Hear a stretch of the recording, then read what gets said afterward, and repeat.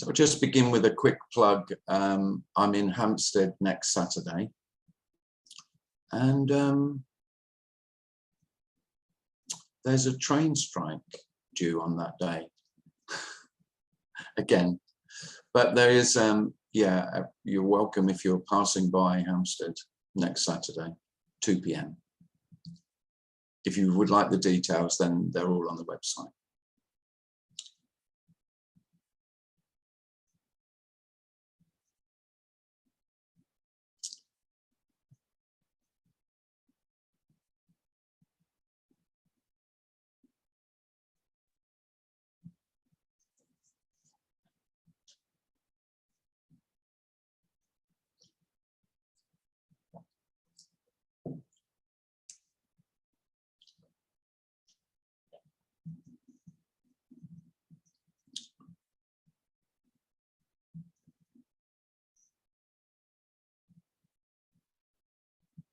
I read a post this week, and like a lot of non-duality posts, it was talking about, this is not word for word, verbatim, but it was saying that you are what you're looking for. Now, it probably wasn't worded like that. I think it was maybe, no, it wasn't you are. It was what's looking is what you're looking for. I couldn't disagree more. Really. I mean, the whole illusion is that there's a looker, that there's someone looking. There's no looking. Looking needs, you could say there's seeing, but even that's saying too much. There's no looker or seer. And so that can't be what you're looking for. I kind of get what they mean, yet it feels all wrong.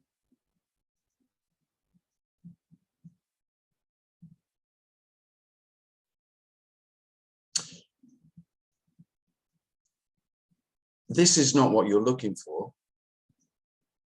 You're looking for something else. It's really that simple. That's really all I have to say. I mean, seemingly I could speak all day about this, but really all I have to say is there isn't anything else. The whole illusion is that there is.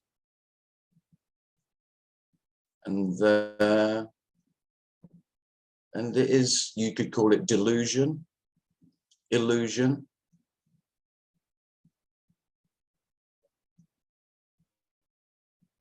Just ideas of other things, just ideas of something else, ideas of something to come, ideas of what has been, ideas of what is.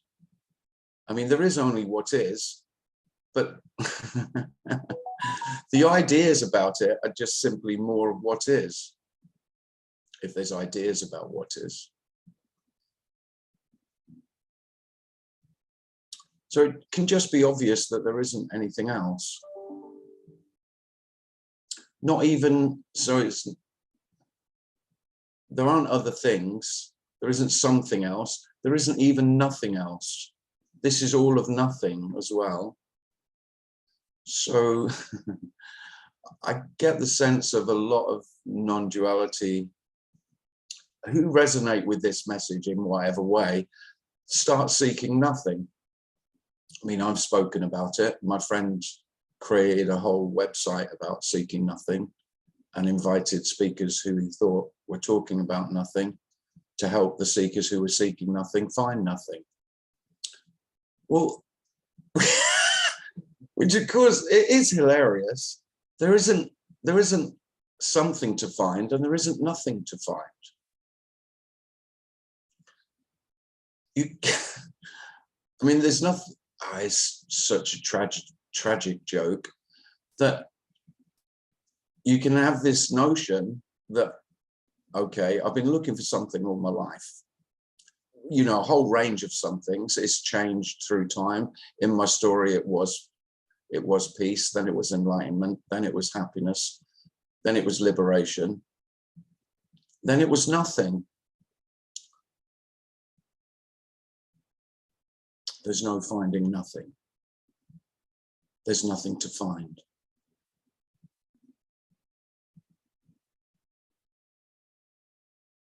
This is the ultimate disappointment.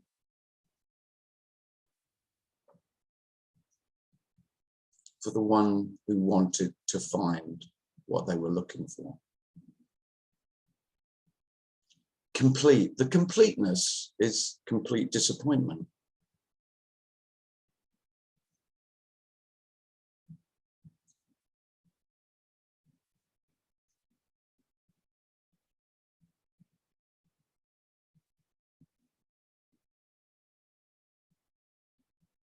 And then in the not looking for anything else, then even the disappointment is okay. Everything is okay, whether it's okay or not. Simply because there isn't anything else.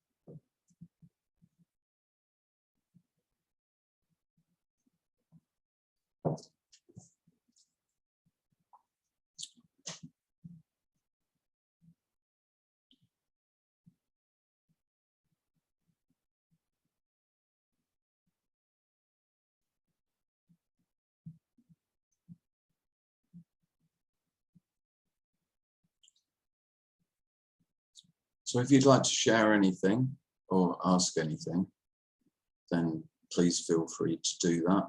Put your hand up or just unmute yourself and ask.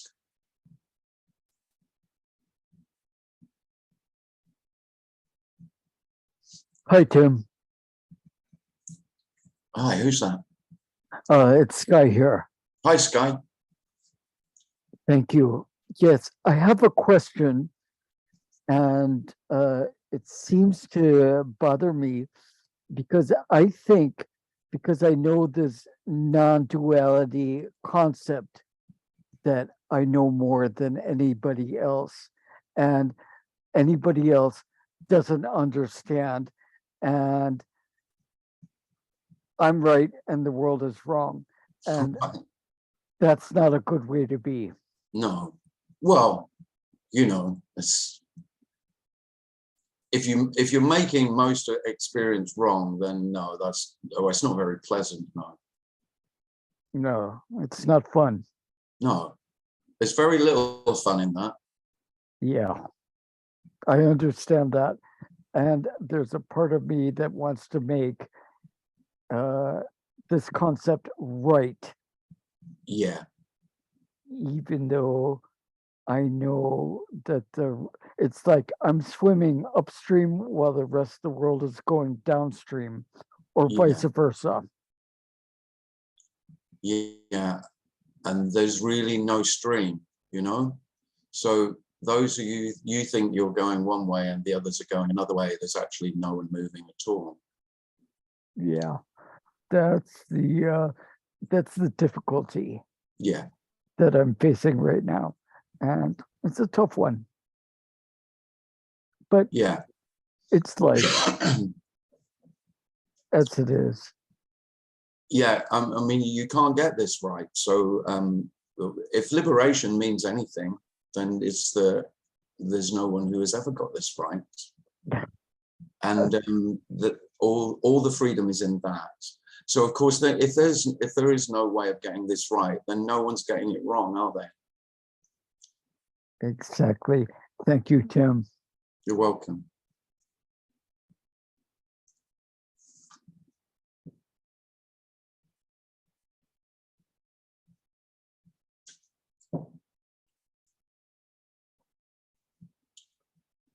David. David, go ahead, David. Are you muted? Mr. Williams. You're still. How's that? Are you doing all right? Yeah, not bad. You? Thursday night, top of the pops. I'm very happy. Here we are. Here we are. Top of the pops. Thursday night is top of the pops. Oh, with that, oh, it still is for me, yeah. It's just that, yeah, it's just that, yeah, now I'm on top of the pops. You are? You're a regular Jimmy Savile, are you? So you are. Right. There's no need for that. Okay, so I withdraw that actually, unreservedly. Because our international viewers might not make sense. Well, let's hope they don't. He was a very nice man, just to add that. Yeah, I was going to say, you're talking about illusion there, and it reminded me of something that you said, I think you said, and maybe you could confirm this or not, and maybe expand on it a wee, because I thought at the time it was really interesting. So the word illusion is bandied around a lot in this context. Yeah. But you, as a kind of aside, and personally, I find your asides as interesting as anything else. It's like a kind of secondary thought that you just throw out and then you'd have a sip of tea and move on. Yeah. But it was, you almost whispered it actually. Tell me if I'm wrong, or what you make of it now. The illusion is that this isn't death. Does that make any sense to you? Yeah. By this, do you mean, well, I mean, the manifestation, everything, presumably, is that, or yes? Everything. I thought that was utterly fabulous. I mean, I'm still as lost as ever, but it's just the use of the word in that way. And it reminded me of something. I'm just going to go off on one for a second here, not for too long. There was a friend of mine, a dear friend, who died some years ago with terrible cancer. It was awful. You know, a lot of us have been through that experience with friends. And yeah. So I went to see her in the hospice, and she didn't have it was cute. This is before non-duality or anything. I knew a wee bit about Buddhism. That was about it. And but she was skeletal, you know. It was very difficult because she'd been a very beautiful woman. But in the room, and she didn't have her own room. It was shared, actually, you know. And there was a television on with some kind of, it was like the World Cup or something, actually, blaring. And she was like, and I just thought, man, what an incredible juxtaposition. And of course, artists are very selfish. And wouldn't it be good to do that, put that in a play or something? Do you know what I mean? My head's kind of speeding away. And then, of course, looking at her. And so I'm seeing it first as a juxtaposition, as it were. Okay, interestingly. And then, as I often think about this, when thinking back, I can't really express this apart from the context of what I've just said to you earlier on. It had to be the one thing that was happening there, her horrendous death and this joyous, 100,000 people in this fucking stadium watching football. And I mean, I'm not expressing it very well, but that it was the one thing, really. That's nonsense, isn't it? But is it nonsense? I don't know. No, it's not nonsense at all. So anyway, that all just came flooding, back when you talked about the illusion thing, and to this day I still think of it as being one thing. Not okay, it's a juxtaposition of sorts in that kind of poetic way or something. Yeah. But essentially, it's this joy, immense joy in things, and this dreadful suffering. Yeah. And it's a terrible beauty in it, actually. I have to say it. Yeah. So it's taken me a long time to kind of. Anyway, I think when you said that. It's taking it slightly out of context, but the illusion being that this isn't death, I think you deserve a pat on the head for that, Jimmy. Thanks, David. That's me. It's more than enough from me, actually. Oh, thank you. Thanks. Yeah. Conversation stopper. You probably won't get anybody saying anything after this. But Well, anyway, no, oh, thank you. I hope I managed to express it a wee bit, you know. No, that's lovely, yeah. Thanks, thank you.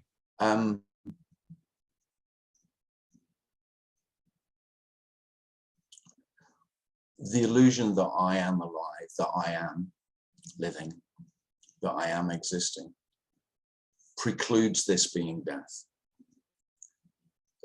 The death has to be somewhere else because I am alive. And that I've lived a life, I am presently alive, and I can imagine my life into the future. Well, there is no future, there is no past, everything is present.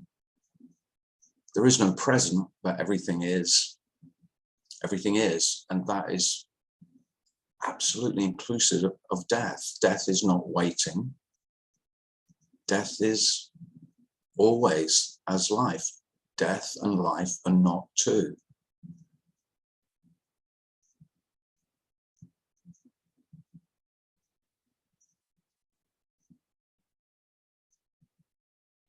There is only what's happening. And of course, there is death happening always. It's not somewhere else. Again, it's exactly the same as I was speaking about at the beginning. The whole illusion is that there's something else to come. And of course, the great fear and the cause of most anxiety for most human beings is the imagining of my own demise, of my ending. This doesn't end. There is no ending.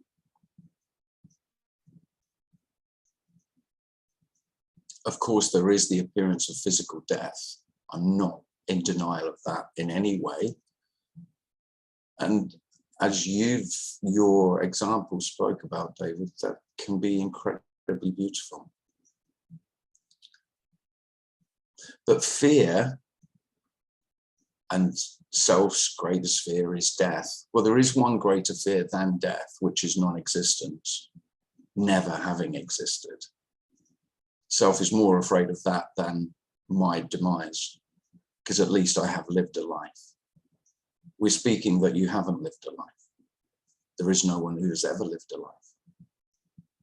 Now, to self, that's much more terrible, dreadful. And yet, all the peace, the rest, the ease is in that. When you've heard speakers speak of everything is lost, it does mean everything.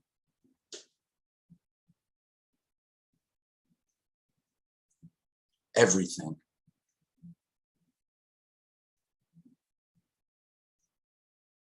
Because if you're really honest with yourself, there's still bits you're trying to hold on to keep that are most precious.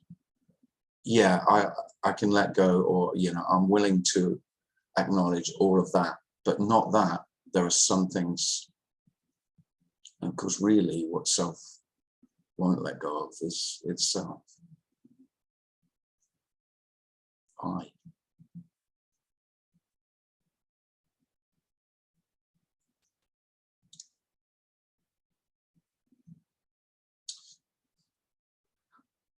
And then the wonder is that in the loss of everything, that nothing is lost.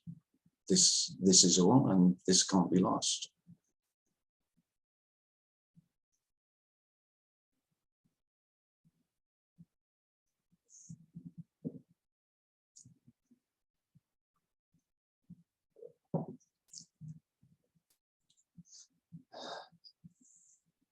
Thanks, Tim. Thanks for that. Thank you. Thanks, David.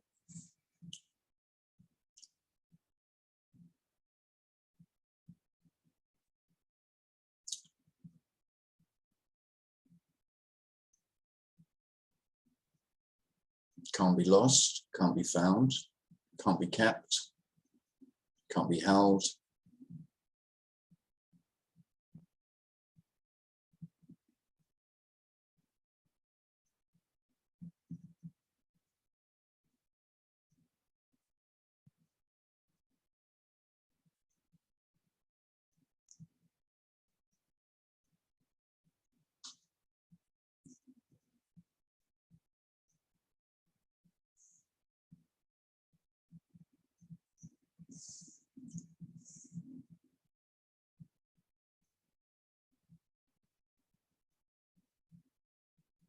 Natalie has a hand up. Hi, Natalie. Hi there. What David just said brought me back to my parents, both my parents passing, actually. With my mom, we were, the dog wants out. With my mom, it's just a long story, but anyway, she was, as she was, you know, taking her last breaths, there were fireworks right outside the window in the background. Just, you know, there's her bed and then there's a window and there were just fireworks and, you know, I don't know, it just, I don't really know what, I just thought it was such strange irony and just so odd, you know, and I thought, like, I literally thought I would die without my mom. I really thought like my life would just be over, you know, because we were so close. But, you know, I know this sounds very, well, to me, I kind of think this sounds a little poetic or something, but maybe in a weird way. But the love that I have for her is the exact same love I had for her when she was alive. Yeah. It never really changed in any way, No. you know? So, Yeah. you know, also with my dad, you know, I was pregnant and I had fallen asleep and, you know, everyone, my sisters and my mom, everyone was around his hospital bed and I had fallen asleep. And I remember one of my sisters waking me up saying, "It's time." And for a split second, I was thinking, it's time for what, you know, like, but she meant like, you know, it's time, he's passing. And once again, you know, that was previous, but still, it was just this, you know, I was pregnant, there was this new life. It just was like a continuum that I didn't really know how to put into words back then, you know, but now it seems like I have not an understanding, but just like, I don't know. It just seems like, I don't know. I can't say what, I don't know what it seems like. It just seems like, you know, just, okay, that happened, but Yeah.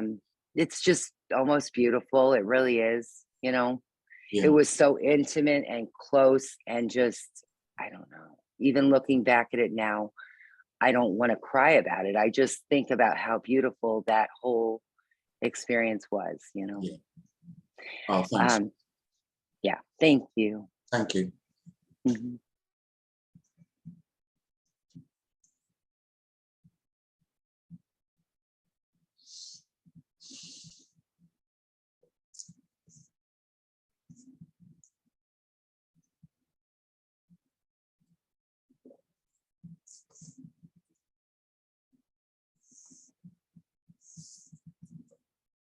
Laura says the flowers are beautiful, Tim, behind you.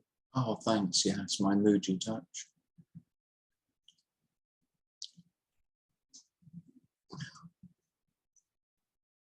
Are they Lysianthus flowers? She says. Do you know anything about flowers? Say again? Are they Lysianthus flowers? She says. Now you're asking me. I bet no one asked Muji what sort of flowers they are and expects him to know. No. No, they're miniature roses, little pink roses, and then okay, they look like miniature dahlias to me. That's what I'm going for. Miniature roses and miniature dahlias. Wouldn't it be awful if I was absolutely on the money with both those guesses? I think they are. I'm really very good at naming flowers because I was a mummy's boy and my mum adored flowers, and she taught me really. I was naming flowers when I was 5 years old. because my mum was always telling me.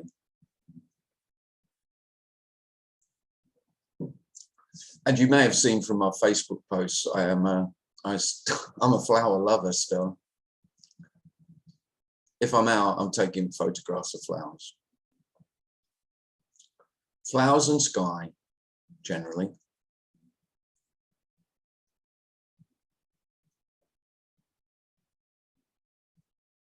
Talking of flowers and sky, I've finished my empty poems of this love with Julie, who's really my co-author, editor. And we finished it yesterday. So I've just got to do the thanks page and probably another quick edit. But yeah, so every page has a photograph. One of my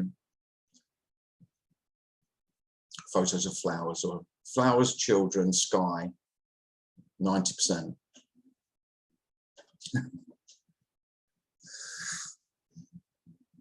In the chat, Alex says, can you speak about ownership and attachments? Yeah, sure. Ownership. And attachments. Yeah. Well, ownership is me. I'm the owner. Now, usually the word ownership is used for material objects. But of course, that's not really what ownership, how self deals with ownership. I own everything that's mine, don't I? So I own. Now, and of course, I can be in denial. And if you go to therapy, you have to work on ownership of your feelings, of your emotions, of your thoughts, of your actions. And I think one of the reasons that there's no possibility of me being a therapist, of course, I'd want to disown everyone who came to see me of their ownership of any of those things. It's almost like the antithesis of what therapists do, because therapists want to empower you to take ownership.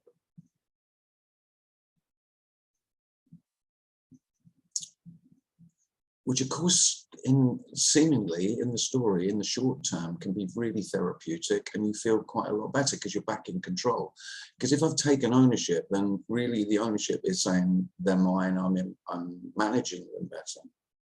I'm in control of them.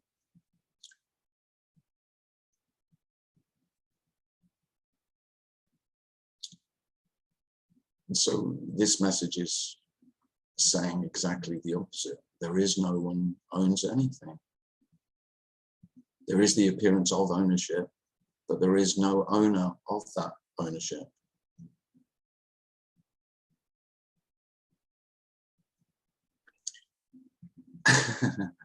And this is probably the cosmic joke, is that you wouldn't even notice if you were no longer the owner of what you say you own, you won't even notice.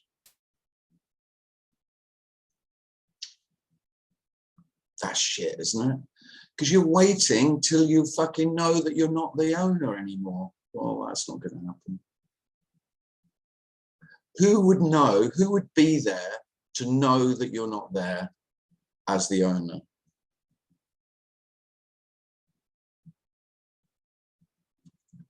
It really is a joke.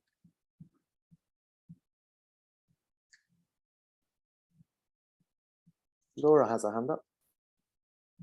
Hi, Laura. Hi, good evening. Good evening. Oh, it's just off-topic sharing, because you were saying that you love to photograph skies and flowers. Yeah. And I was this morning sitting here in the sun outside, and whenever I'm outside, I feel that the design and the whole miraculous appearance of this is for me more palpable in nature, or when I see the design of the leaf or a flower and the color, and it's not even, it's just wow. But whenever I'm let's say, surrounded by, for maybe 80% inanimated objects or like man-made stuff, Yeah, then I feel it's somehow not catching me so much. It's just not catching me. I tend to ignore it more. It's yeah, yeah. I think, but of course, all the man-made stuff is just as natural as what we call nature. Yeah, I've heard that before, and that is somehow for me very Yeah, of course, because there isn't anything unnatural. It's just another false duality, you could say, another dichotomy that doesn't exist. If we're going to say there's nature, then if we talk about this as nature, there isn't anything that's not natural, that's not nature. Everything human is just as much this as what we call natural. But I don't disagree with you, though. I mean, I'm drawn to the beauty of flowers and leaves and trees and sky. And yeah, I also love architecture, though. I went to Ely Cathedral, my local cathedral, with my friend who came to visit me. And it was the most awe-inspiring, wow. It was just, I mean, man-made human ingenuity, I mean, particularly with architecture, I can find incredibly beautiful. More so than I used to, I guess.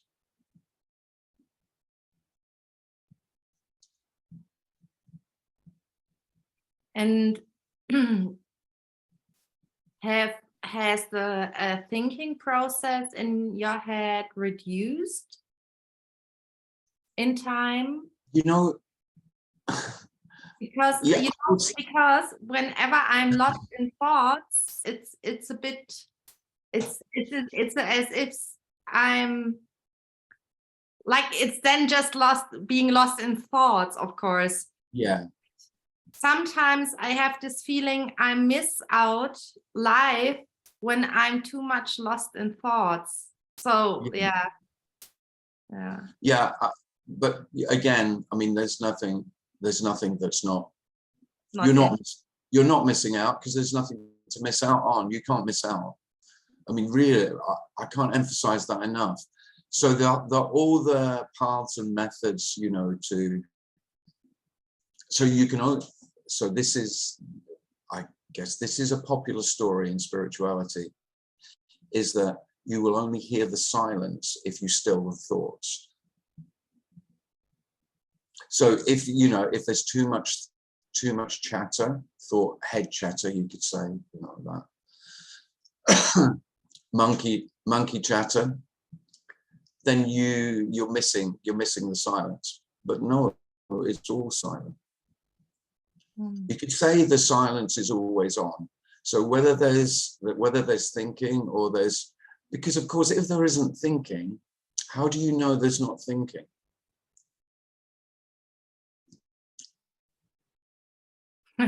The only time you're aware that you've had some spacious experience is when you think about it, when there's a thought about it.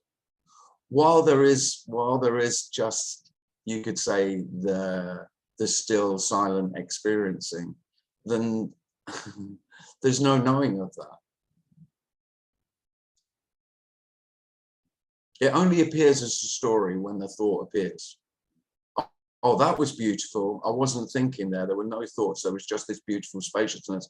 Now I'm pissed off because now I'm thinking about it, kind of thing. But there isn't any compartmentalizing of this into, okay, that is better than that. No, it can be, I don't disagree with, you know, that's more pleasurable. You know, one thing is more pleasurable than another. One is preferable to another, but one is not closer to this or more this. There's no exclusion. But yeah, Laura might enjoy times when there's less thoughts than when there's excessive thinking. But that's all. Having heard you right now is oddly relaxing here. It's like, there's something like, oh yeah, okay. So yeah. Well, really, I mean, yeah, don't be thinking about thinking. It's really not helpful. And if you think about thoughts, majority of thoughts are thoughts about thoughts, aren't they? Yes. Yeah. Totally. But they're not wrong either. You know, there's nothing. There is nothing wrong. Very touching. Thanks. Thanks, Laura.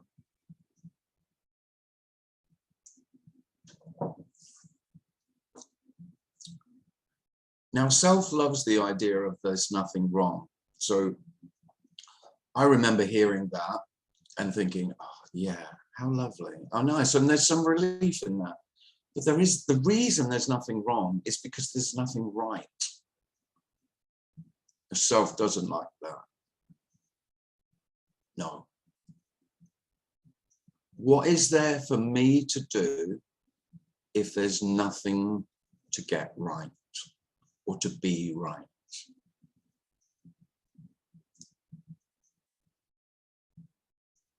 That's you out of a job, trying to get it right.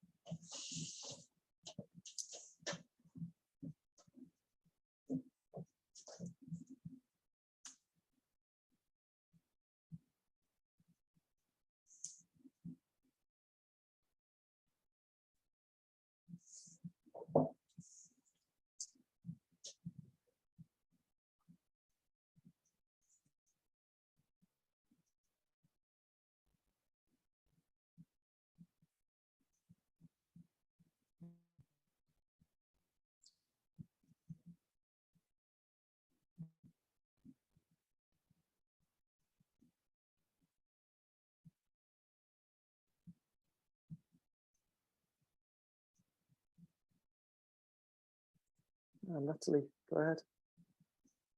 Hi. Okay. I at one point, after hearing this, I was doing something and totally just didn't realize what I was talking on the phone to my son, and then I think I forgot I was talking on the phone to him. And for a split second, I thought, this is kind of like what it is to not be me, you know, to be totally unaware.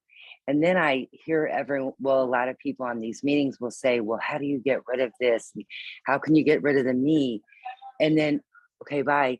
Then what would you be if you'd be like you were in deep sleep?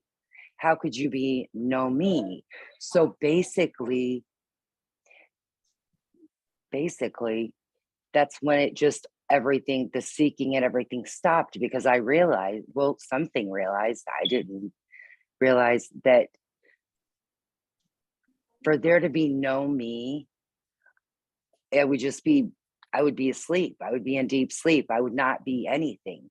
All these emotions, all these thoughts, everything that's happening, it's just part of it. It's just passing show, I guess. I mean, just not attaching to these thoughts that come in, not going with the story. Well, if I did, that's this too, but just not having this feeling of, oh, well, I want to get rid of the me. Why would I think that would be better? What would that be? That would just be me being, you know, no thoughts, right? Isn't that, I mean, I don't know.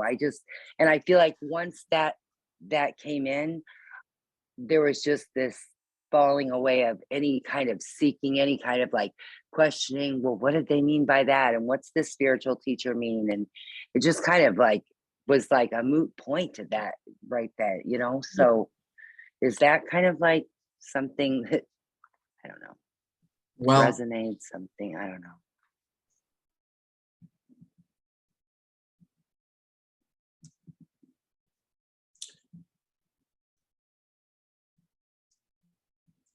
there is no more no me than there is a me.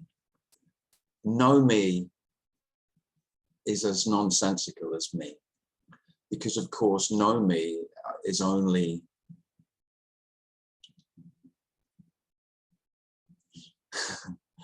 only makes any sense because of me. So this is not a path, a way to become no me. There is no me any more than there is me. No me is another me story. And I will be better without myself. Now, don't get me wrong, that I would say I was on that path for 10 years. The path of becoming no one.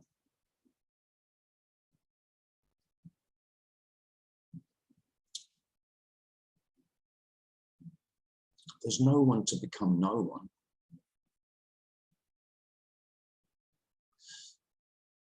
So the hardest, the thing that can't really be heard, I never heard this, I heard it, but I didn't hear it, was that there is no me to become no me. That I couldn't hear. I heard it, that I listened to speakers who said that, but of course I couldn't hear it.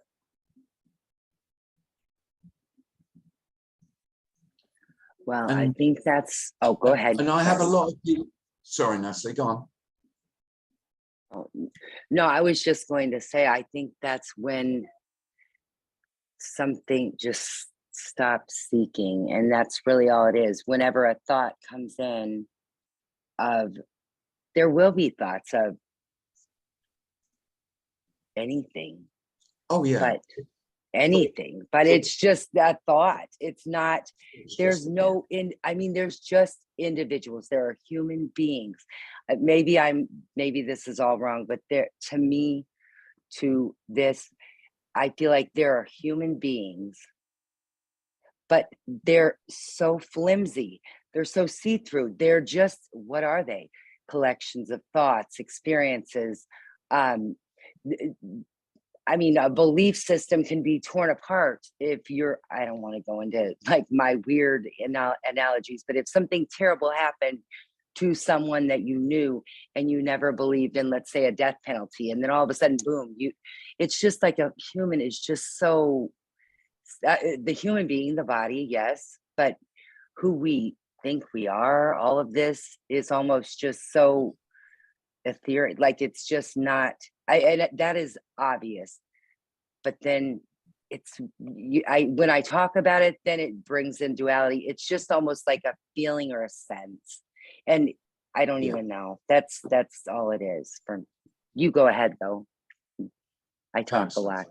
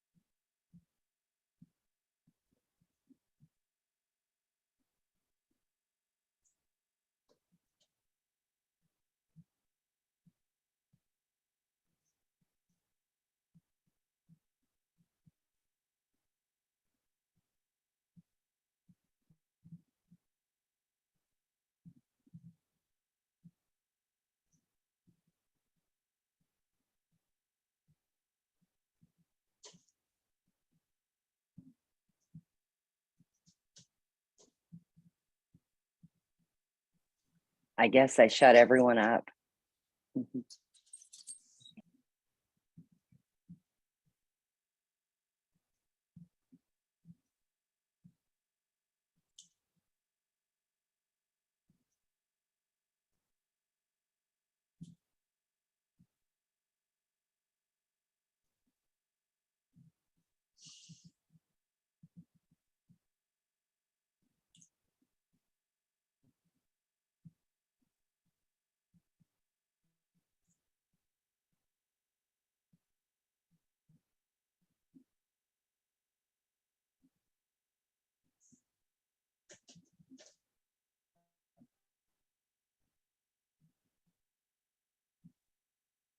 I was just thinking what you were saying earlier about silence is always on. And it's like, even when there's silence, the silence is always on. Yeah.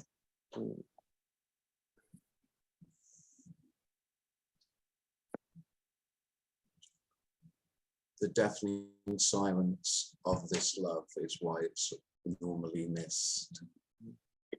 One of my favourite lines is, I think it's great actually.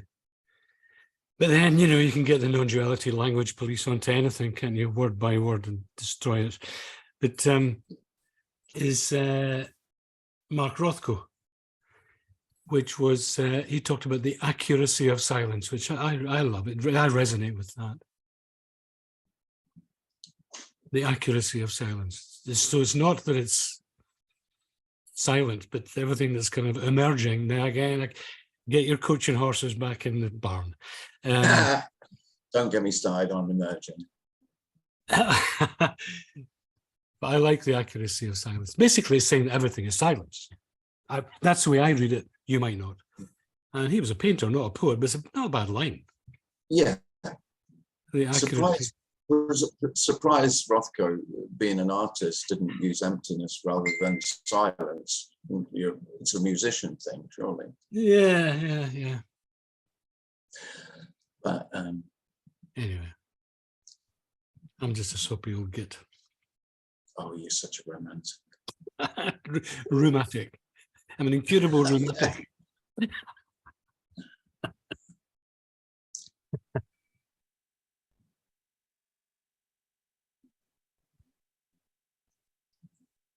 Thanks, Denise. Thanks, Tim.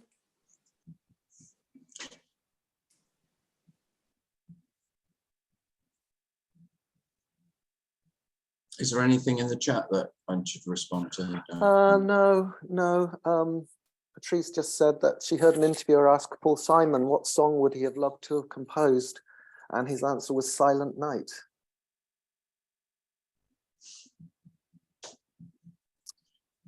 He did write The Sound of Silence, didn't he? Yeah, similar. Yeah. And I wrote a book called This Deafening Silence. Well, I didn't write it, actually. I spoke it. Great title. Yeah, but you can't hear it, though. Don't be listening for it. Don't be thinking you're going to hear it. It's fucking silence. There's a clue. You can't hear it. It's just like looking for the emptiness. It's the same. It's the same joke. You know, I had a glimpse of emptiness today. Did you? Did you really?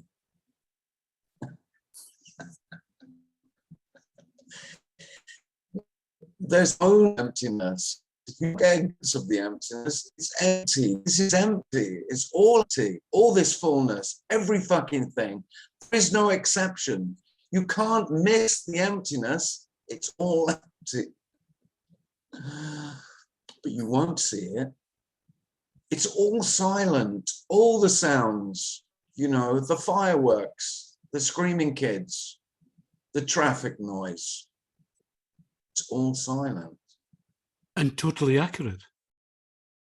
That's where the accuracy comes in. For me, that's how I read it. It's totally. It cannot not be accurate. The accuracy of silence. Yes, but it's equally inaccurate as well. Of course. Of course it is. That'd be ridiculous. But yeah, I mean, it is tricky. Whenever I speak about silence or emptiness, I'm just giving the poor bastards something else to look for that can't be found. It's not great, really, but there we are.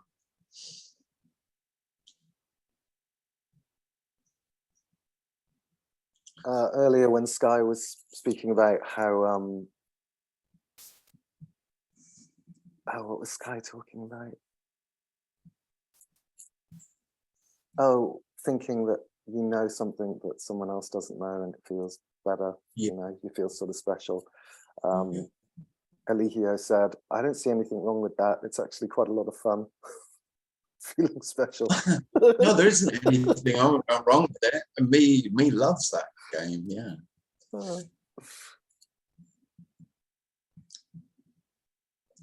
In a way, you could say that is what we're speaking of is the end of that game. That anyone could know more than anyone else. So what could one person know more about silence than another? What more could one human being know about emptiness more than another? What more could one human being know about nothing, because there's nothing to know, than another human being? That's why you could speak of this as unconditional love. It does destroy every possibility of hierarchy, of anyone knowing, understanding more than anyone else about silence, about emptiness, about nothing. Eligio has his hand up. Eligio. Hey, Tim, I couldn't resist myself. I couldn't resist. I was thinking about, putting you guys into categories just to make sure that you guys stay in your lane. You guys, speaking of you guys as speakers. And I was thinking that putting you into the category of Tony's ponies, but you prance a little too much around it with this flowery kind of stuff. So I'm not sure if you're going straight to it. What are you calling me Tony's pony? I'm thinking about it. Fucking hell. Thank you. Thank you. No, I'm not even thanking you for that. Prancing around. Yeah, I do like to prance around. I like a dance. Like a prancing pony. I prefer parsnip. Don't. You want to do one of the parsnips? Come on. I mean that in a caring way. I guess.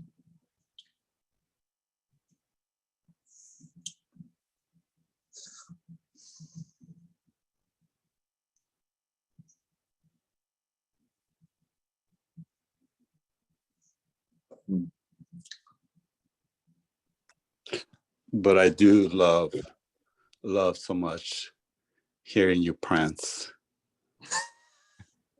Okay. Yeah, sweet talk me now, why don't you? Yeah.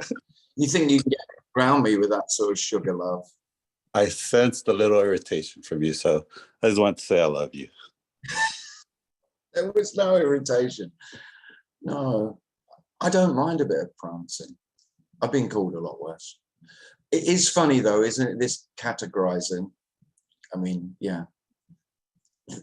There we are speaking about non-duality, but of course every speaker has to be boxed so that self then knows, oh yeah, they're in my camp. It just becomes a new tribalism, which is funny, really. It makes me laugh.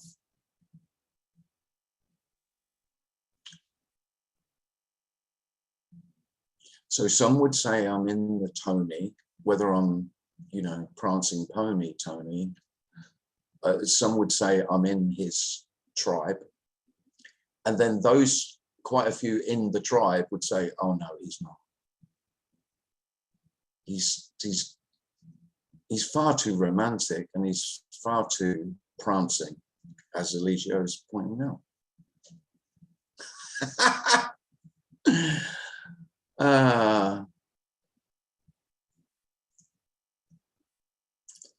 So the wonder is that there are no tribes. There's the appearance of tribes. But, you know, if I don't belong to a tribe, it's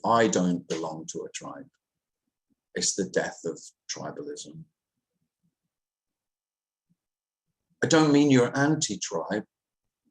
It just annihilates all ideas of grouping. And then strangely, the groups and the tribalism is all okay.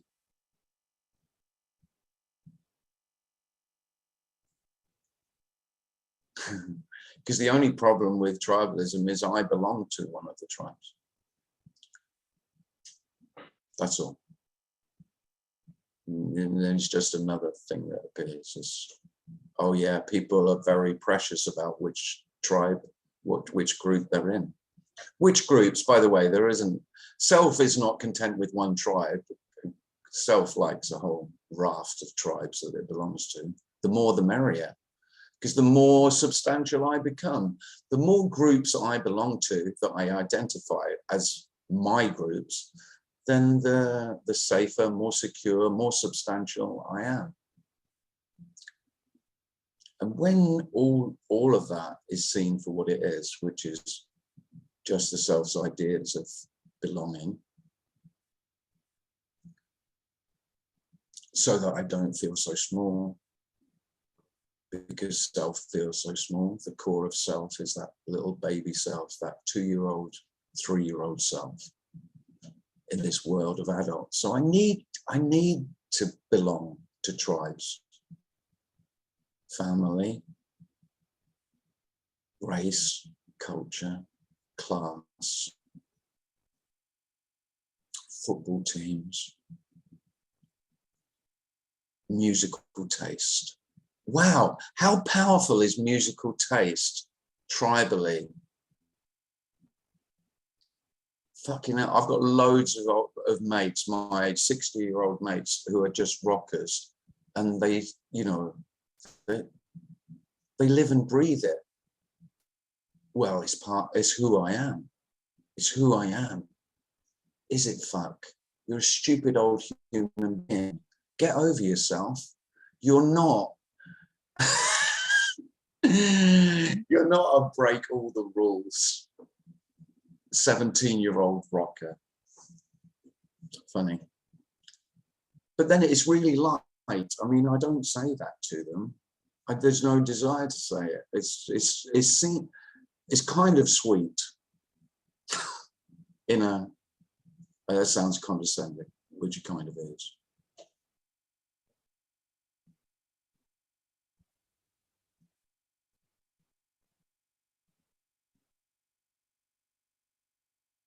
And of course, I've been a bit tribal lately watching the World Cup. My tribalism still comes out. I'm still going mental when England score.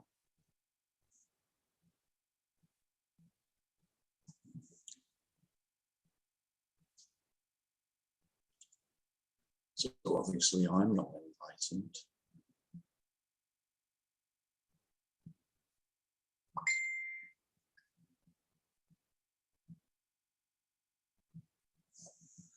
Well, pleasure to see you all. Thanks for coming. Thank you, Darren. Thanks, Tim. I don't think I'll have a meeting next Thursday. I'll email, if you're on the email list, I'll email you with when the next meeting will be, but I don't think there'll be one next Thursday, so it'll be the following. It'll be the following Thursday. 22nd. Will that be? That'll Yeah, be the 22nd. Yeah. Okay. Well, thanks very much for coming, everybody. Nice to see you. Cheers, Tim. Cheers, Darren. Thanks. Thanks. Thanks, Tim.